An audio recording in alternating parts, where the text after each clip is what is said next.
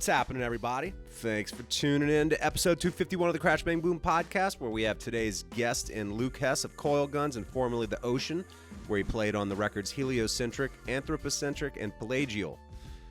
Definitely a fan of his playing, execution, and overall bombast. Dude kills.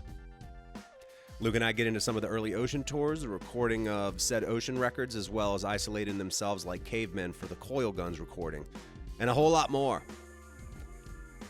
Today's episode is sponsored by my man Carson Gant, aka OneUpLoops.com. Carson and his team spent a preposterous amount of time recording over 400,000 shaker, tambourine, and hi-hat loops at every possible tempo in multiple fields with incredible mics and outboard gear for you to pick and choose.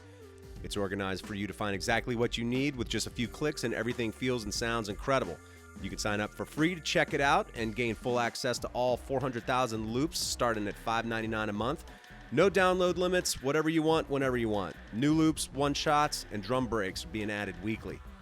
So check it out at OneUpLoops.com. Crash Bang Boom podcast can be found everywhere podcasts exist, so feel free to check out any of the previous 250-plus episodes and give me a like, a subscription, and or a positive review. The support is appreciated. So here we go. Luc Hess, Coilguns, ripping and roaring, smashing and blasting. Crash Bang Boom. Crowds go mad with joy.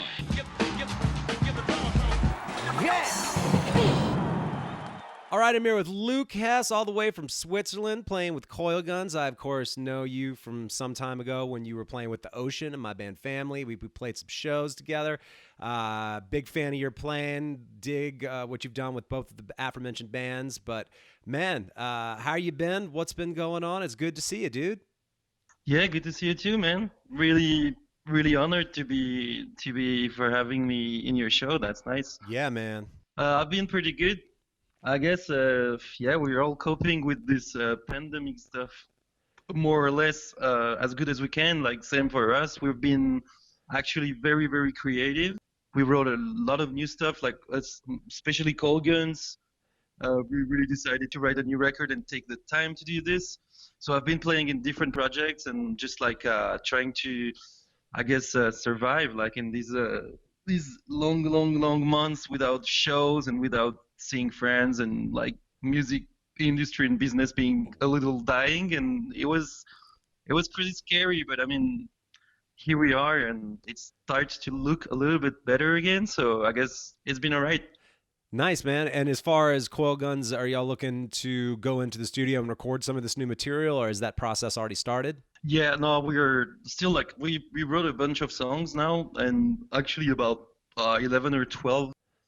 And we are actually right now in the process of doing our really last pre-productions that we do on our own at our rehearsal space. Nice.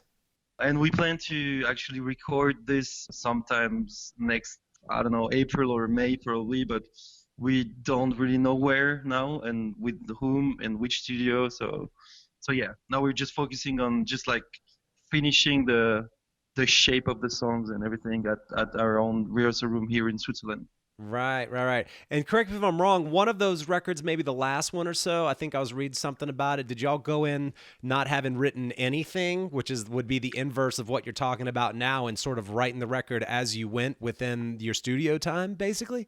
Yeah, actually, exactly. We're doing the exact opposite for this record because, actually the two last ones, Millennials and Watchwinders, we just rented a place. Like Millennials, it was just a random house like in the German countryside, like, and it's a friend's house, and we rented it and brought like all the gear to actually record in this house, and we wrote and record the album there. Louis was in charge of, like, Louis, our singer, so he was in charge of like all the engineering. Yeah. And we did this again, but closer in a proper studio for Watchwinders, so the last album, and the process was actually a lot more difficult, I think, and that's why we decided to go another way for this new record. Also, like, we did a lot of this like very urgent, heavy, fast, very crusty, noisy stuff, and I don't know, man, we're getting old and we kind of want to write proper songs now because we're getting older, I guess, like, and fatter and everything, so we can't play as fast as we used to. So I guess it's more like mid-tempo, heavy ballads for what we're gonna be, like daddies or something like that Right, at some point, right. you know? Man, I love the idea of renting out a house and going out in the German countryside. I've been out there before, and it's absolutely beautiful. I haven't been to Switzerland, although I've heard that it's also really beautiful. But I love the idea of just renting a house and going out there, and whether you write the whole record and record it there or everything is pre-pro'd out and you go and do it. Either way, I like the idea of everybody being in a house together and doing that. But how long were y'all in that house when y'all did it that last time? Both time we were about like 4 weeks together. Amazing. But the last, like the first time, when we were in the German countryside, it was, I mean, we were really in the no man's land. Like, we were in a tiny village, we didn't know anyone in the village, and so it was really us, like, completely alone, like, out there.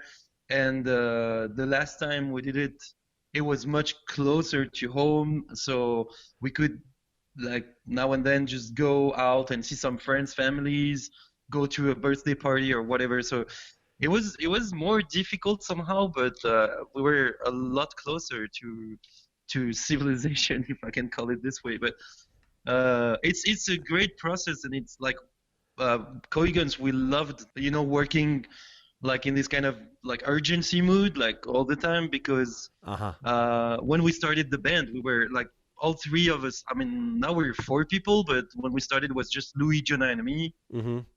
All 3 of us were really busy with the ocean.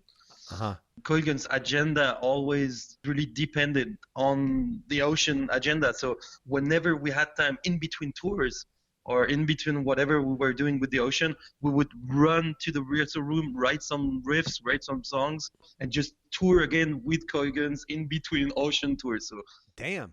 But slowly but surely, the process really uses you, and it's difficult, like, to cope with this as a band and on a human side and everything. So now we needed to really take the time to do this new record, and I don't think I would do it again now. It was great to do it, but now, I mean, we've been there, done this, and now we want to do something else, I guess. That's wild. Would y'all just make like booze and beer and food runs like every few days when y'all were isolated kind of out in that little German town?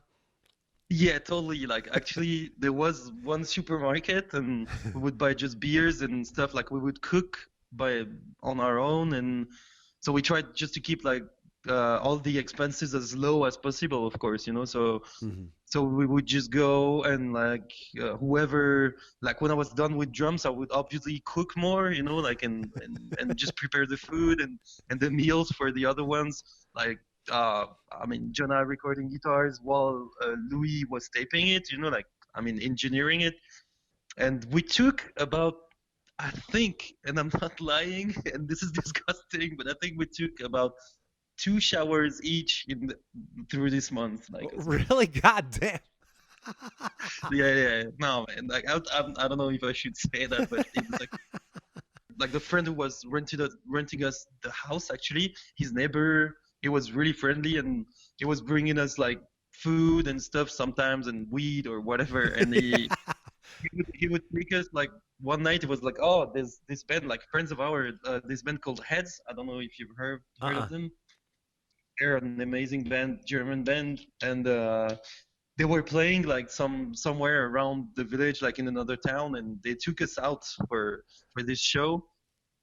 They're friends of ours, of course. So that was our only single night out of the whole month. So we got wasted, and it was drag us out the bar and back into the car, and bring us to the house, and almost putting us to bed because we were so wasted, because it was our only night out, but it was really fun though. Damn. I'm not lying to you. We were like cavemen, really. That's amazing. God, what a story. That I did not know that the extent of which you had isolated yourselves. That's so cool, man. But it's funny. I was thinking about the last time the Ocean and my old band, we crossed paths, played at St. Vitus. That was August of 2013, so that was 8 years ago. Oh, man, no shit. Yeah. It goes so fast. 8 years ago. Yeah. This is crazy, man. This is crazy. I know. And what's wild is that if, for those of you listening to this, if you want to see the video of the ocean that night, just look up the ocean live at St. Vitus. Again, it was like August of 2013. But the clear Vistalite kit that Luc is playing in that video was my Vistalite, because we had opened for him. And I was just like, dude, just play my kit, man. And you sounded great on it. But the irony of it is that I lost that kit was lost in my recent move. Like all my other drum stuff showed up, but that Vistalite kit did not. I saw this post the other day when you were posting about your new kits. Like I don't remember which ones like these. Yeah. But and I was like, and you were just like casual about it. All the Vistalite kit got lost in the move, and I was like, what? Really? Like, and it's like if it was alright, I was like, and that's true, man. I actually loved playing that kit. Jonah bought one similar one. It's blue though, but it's a Vistalite too. For our rehearsal room is actually also a studio. Yeah. Some bands come like sometimes to record, so we have backline to rent. Yeah. And he found one for really cheap because she has one crack, but it sounds amazing. And he had it for so cheap just because of that crack. Right. Because it's just like it's such a collector kit, you know. Any collector would not buy it because of that crack. Right. So Jonah bought it. Actually did some recordings with this kit too, and it's the same as yours. I think it's pretty much the same sizes and everything. And I truly loved playing your kit at that show. I remember it very well though at the St. Vitus show. Yeah, it's always good to hear somebody play your kit, especially when they can rip. And you absolutely ripping that night, and I was like, man, that at least he's doing this kit justice. It was killer. It was really fun watching you ripping it up, playing all that crazy ocean material on that, man. But yeah, dude, 8 years ago, I mean, you've since gone on. It sounded like you were doing coil guns to some extent in the interim of dealing with the ocean. I hadn't started this podcast. I've been doing it now for 6 years. But yeah, it's been a long ass time since we crossed paths, man. So strange. Like you said, time is flying, dude.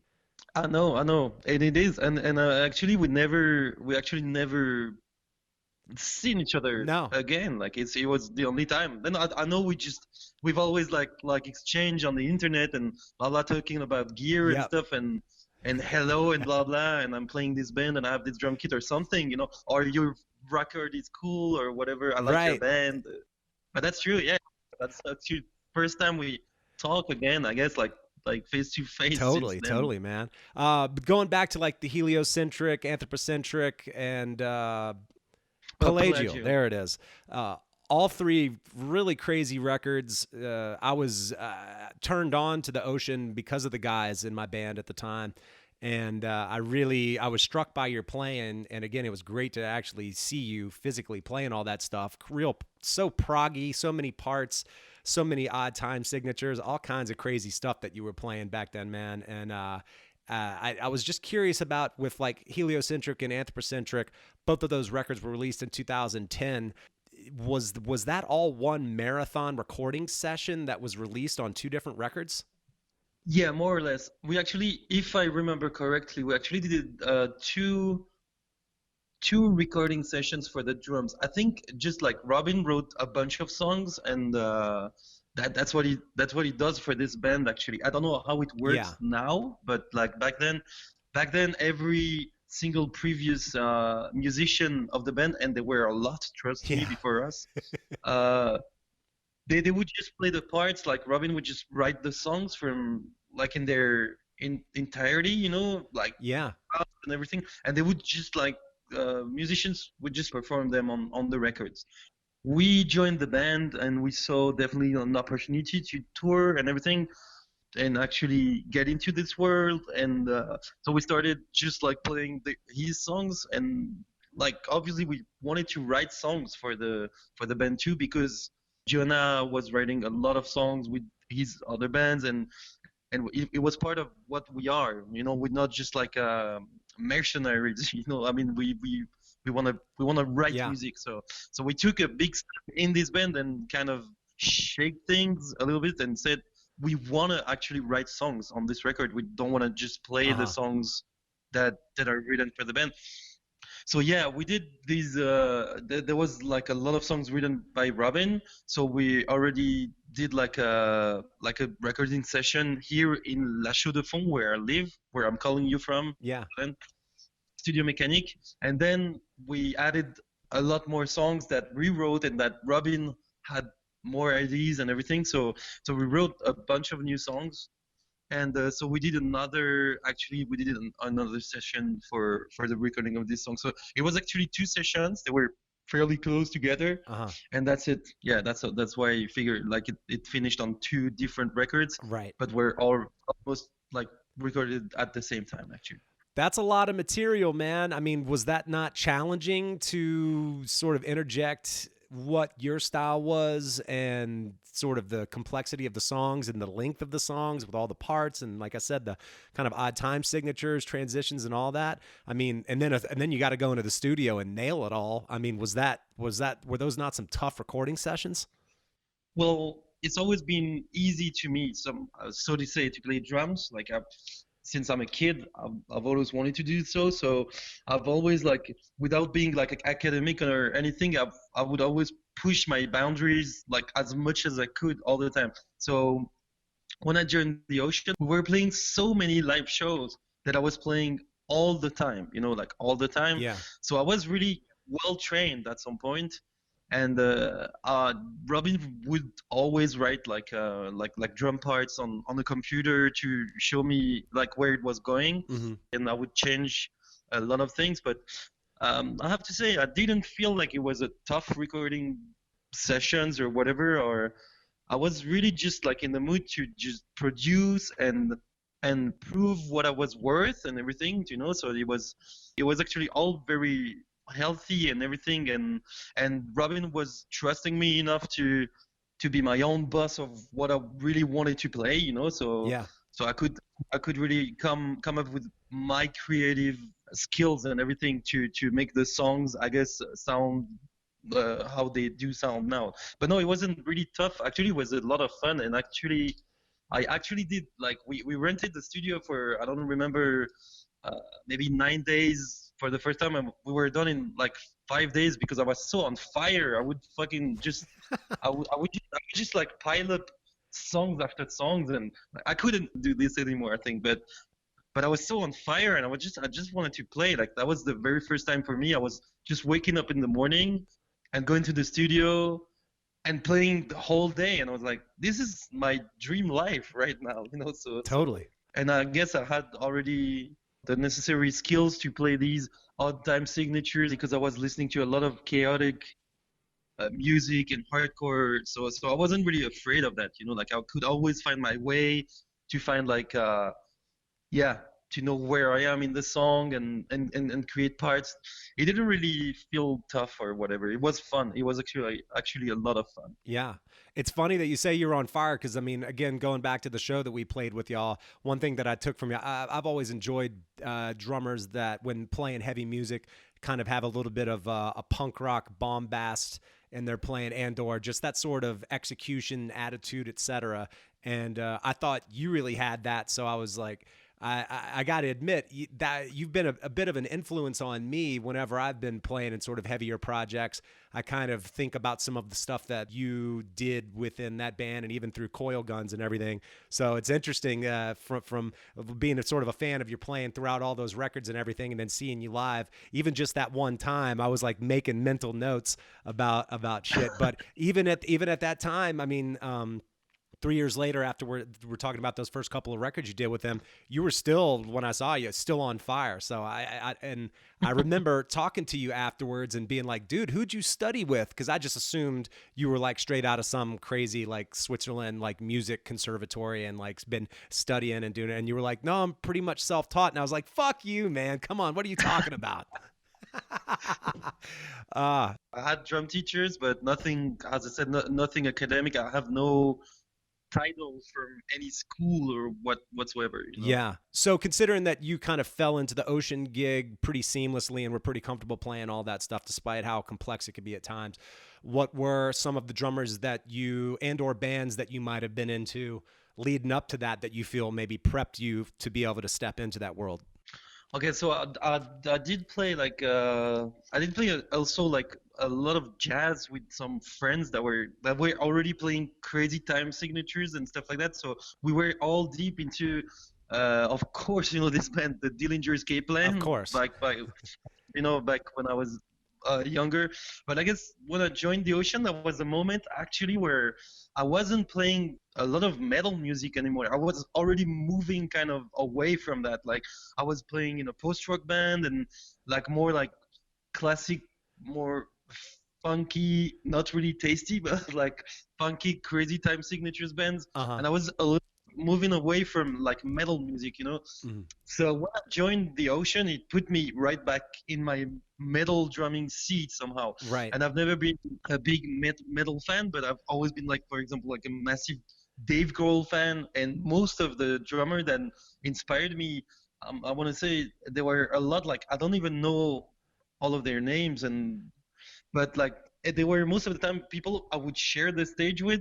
Like Yeah. and I was just amazed at how they've done it, as you said, taking mental notes, like, and some of them are like some that I was really inspired by. But Dillinger Escape Plan was one of the great influence I had, and other than that, I was really listening to other stuff, like more like indie rock also, and I came from also like punk rock and stuff like this. So I had rage. I wanted to hit hard, and I wanted to have this attitude that is really like full on and full on energy, Yeah. and everything. I would listen to a lot of Radiohead too, so I had lots of these influences, Phil Selway Yeah. and like Britpop and stuff like that. So I guess, yeah, a lot of things mixed together, like a lot of people, a lot of things. Nice, man. When those first two records came out between Heliocentric and Anthropocentric, how were they received in Europe? Very good. I mean, as far as I know, and like the Ocean wasn't a massive band, but they were received really well. Like, and the tours were pretty alright though.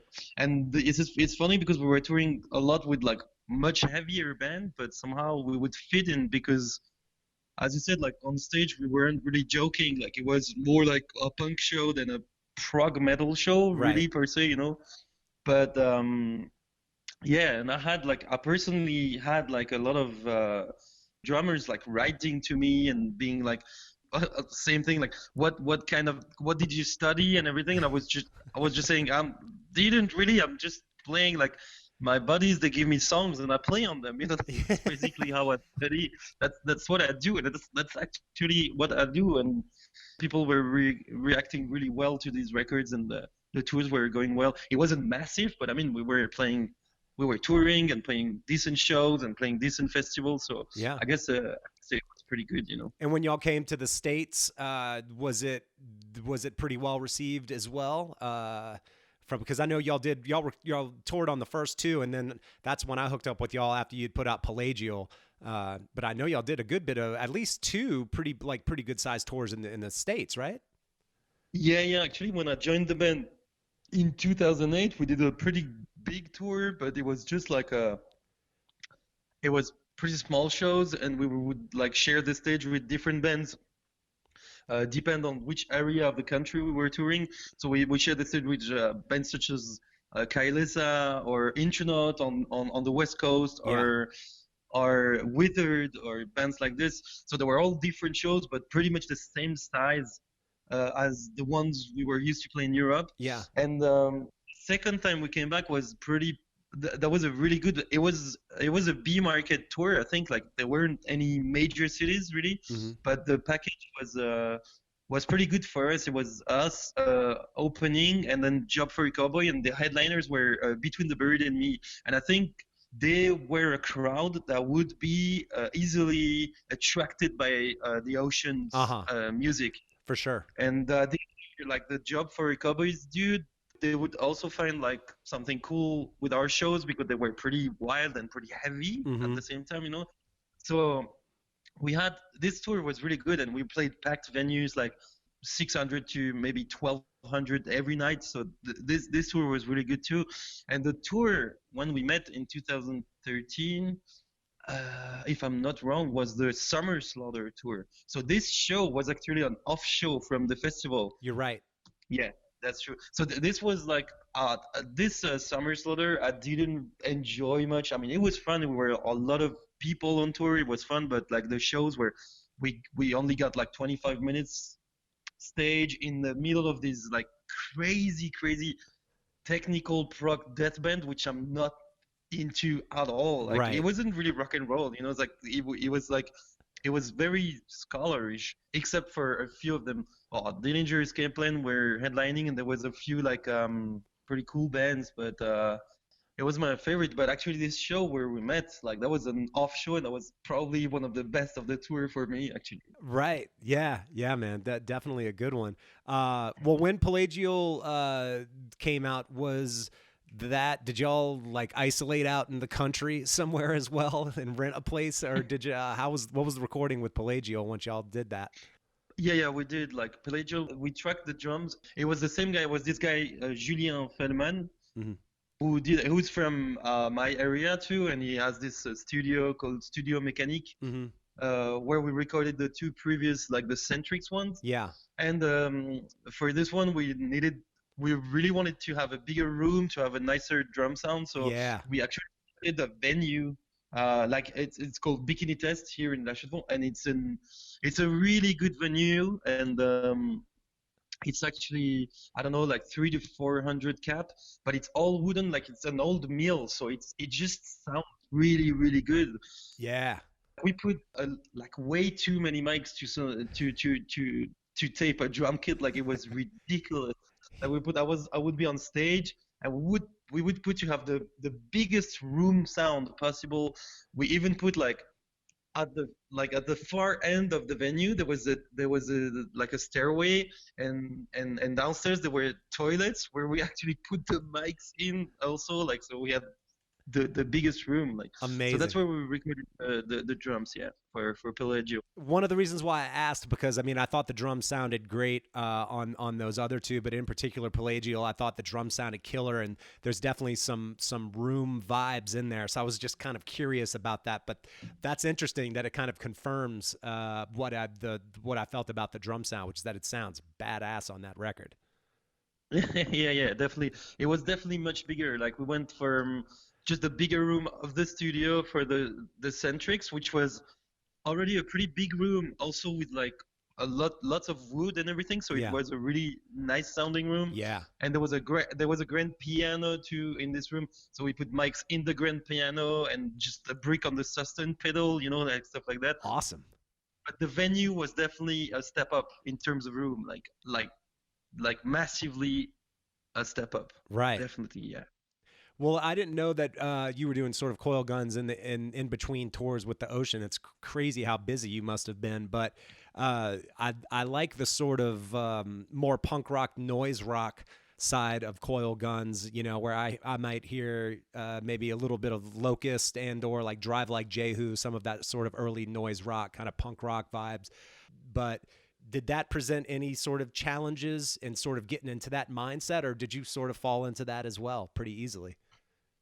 No, it was actually when we started Coil Guns, that was the music we were meant to do, actually, you know. Yeah. Jonah, Louis, and I, and mainly Jonah and I were writing the songs, and I've always been a big Converge fan too, and Yeah. Ben Colors fan, you know. Oh yeah. And also Cursed and all these bands, and the more I was evolving in this kind of prog metal atmosphere in the Ocean, the more we wanted to come back to the more like raw, straight up punk hardcore chaotic kind of shit, you know, also like. So Yeah.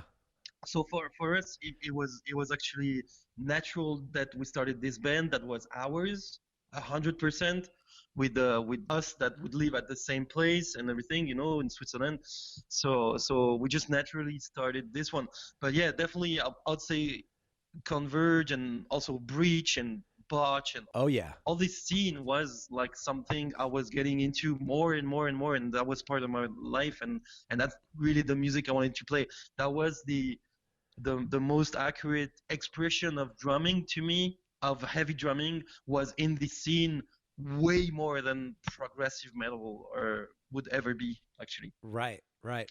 I love it that you said Botch, man. It's funny because I've talked to younger kids who, say that they're into like post-hardcore and heavy music and stuff. And then strangely enough, I'll be like, oh yeah, so like Botch, right? And they're like, who? And I'm like, how have you not heard this band? Like, you're telling me you're into heavy music and you don't know who Botch is? What are you talking about? It's crazy. Yeah, no.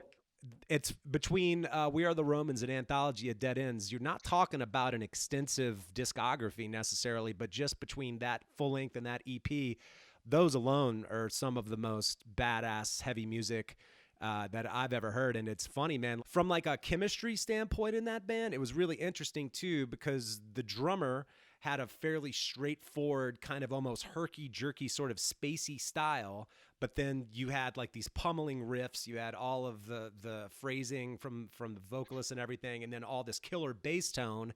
And it's just like, that was kind of one of those bands where it's like, it's kind of an odd comparison, but they were almost like the Rolling Stones of like post-hardcore or something, because the chemistry was so specific, and I'm 100% with you on the Botch trip, man. That shit is just unbelievable. And it's lasted, and it's still every bit as good as it was. I mean, the first time I heard it, I was shocked.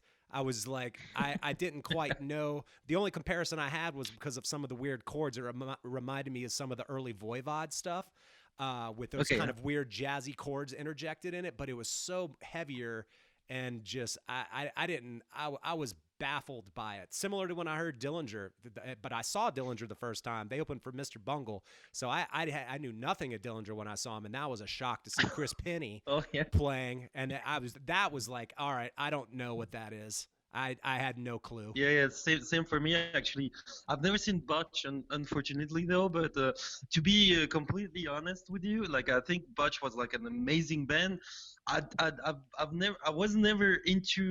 I never thought the drummer was like outstanding. I thought it would fit the band. Like the band itself was so good and so creative. Yeah. But I was a lot more impressed, I guess, as a kid, of course, by Chris Pennie, who had like a lot more vocabulary and was much heavier. But I mean, the drummer in Botch would totally fit the band and sound-wise and everything. Yeah.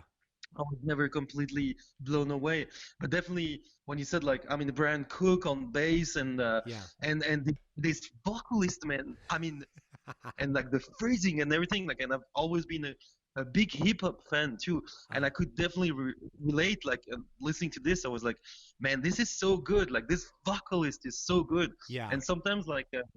In these heavy bands, also we tend to forget like how vocalists are important to bring the like nervosity and the pure raw violence of the band, Right. And it has to be groovy too and good phrasing and everything. So yeah, I join you. I'm definitely on board with the vocalist in Botch, like definitely a lot. 100%. Yeah, he's between his phrasing and his sound and everything else, he's like one of my favorites. And I mean, it's the same way that overly technical death metal records can sort of permeate that landscape, so can just like absurdly, atrociously bad vocals permeate the landscape within heavy music, And so that's just one of those things where Dave Verhagen, he stood out as vocalist, always. Oh yeah. 100%. Oh yeah. Fuck yeah, man. You mentioned growing up playing at a young age and always being attracted to the instrument. It's always a funny thing with drums because they're so loud.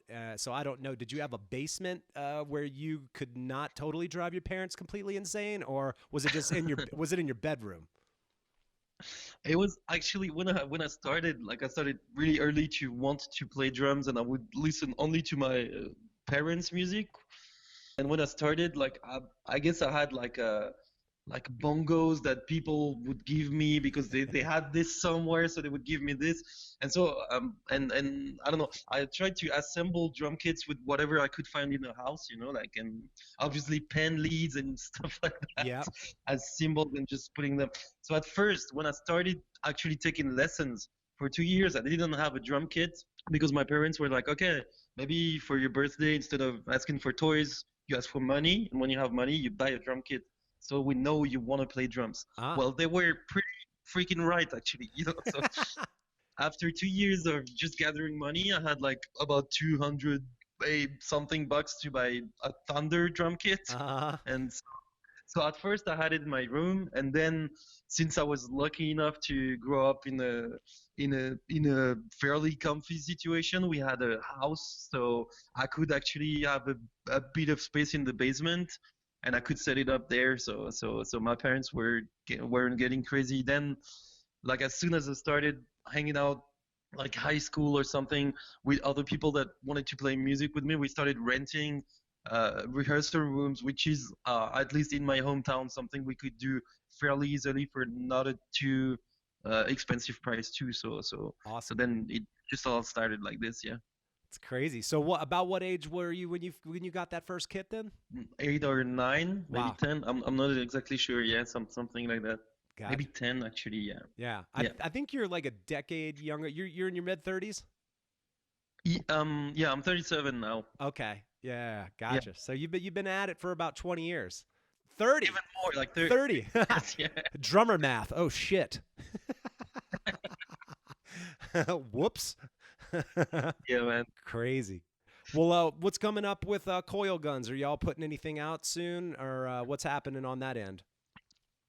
Yeah, so yeah, we just released an EP with 2 new songs. Mm-hmm.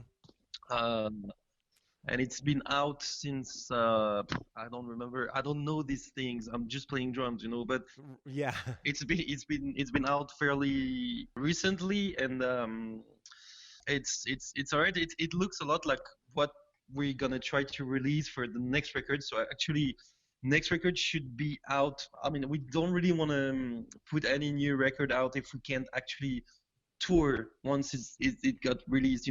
So that's still the big question and the big if we get back to some kind of normality, or just like a situation that makes sense to actually keep doing what we do and put out a record, and being able, like we're a band this size, we need to tour if we put out a record. Like we can't just put out a record and it's gonna sell.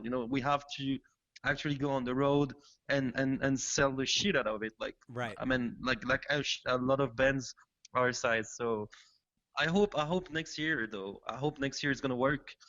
Hopefully in the fall, man. I really hope so, and I hope we can get back to on the road by then. Like seriously, Yeah, 100%. So hopefully this, yeah. Right on. Hell yeah, man. Right on, Luc. Well, shit, man. It was fun talking to you, rehashing the old days, even though it doesn't seem like I said that was, even when I saw you, that was 8 years ago. So, but yeah, 30 years of playing this instrument. I actually got the number right this time. And yeah, good job, man. But you and I have both been doing this for 30 years, which is crazy. Oh, yeah. Nice, man. Unbelievable. That's cool. Right on, man. Well, it was great talking to you. I'm glad we sorted out the technological issues and made it happen. I'm really happy we did this too, man. I really enjoy your show, so thanks for having me. That's awesome. Absolutely, man. We'll talk soon, buddy. Yes, no problem, man.